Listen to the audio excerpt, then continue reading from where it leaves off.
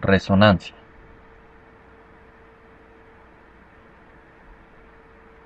En un circuito RLC existe una frecuencia, con la cual produce un fenómeno de resonancia eléctrica. A esa frecuencia se le llama frecuencia de resonancia, en donde la reactancia inductiva es igual a la reactancia capacitiva. Para encontrar la resonancia en serie, es necesario una resistencia, un capacitor, una bobina, al igual que un generador de funciones, osciloscopio y puntas para el mismo. Se conecta el circuito como se muestra en el diagrama. Una vez colocados los elementos mediante el generador de señales se ajusta a una frecuencia cualquiera. Se observa que, al existir un desfasamiento entre las dos señales, se dice que la frecuencia que se aplicó no es la frecuencia de resonancia. La frecuencia de resonancia se obtiene cuando no existe desfasamiento y para obtenerla se varía la frecuencia del generador.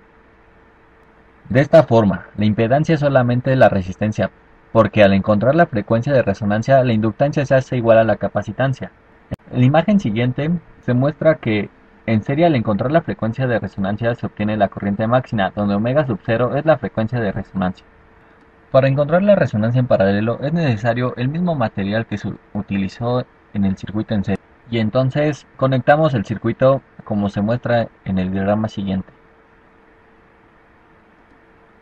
Y así como se muestra en la imagen, nos damos cuenta que al igual que en serie, para que exista una resonancia no debe existir un desfasamiento. Y así, como se observa en el esquema siguiente, observamos que en paralelo al encontrar la frecuencia de resonancia se obtiene el voltaje máximo, donde omega sub 0 es la frecuencia de resonancia.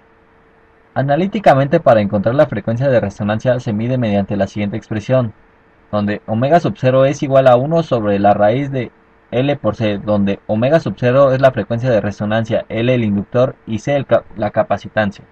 Y finalmente, en la imagen siguiente observamos que en omega 1 el circuito es más capacitativo, mientras que en omega 2 es más inductivo.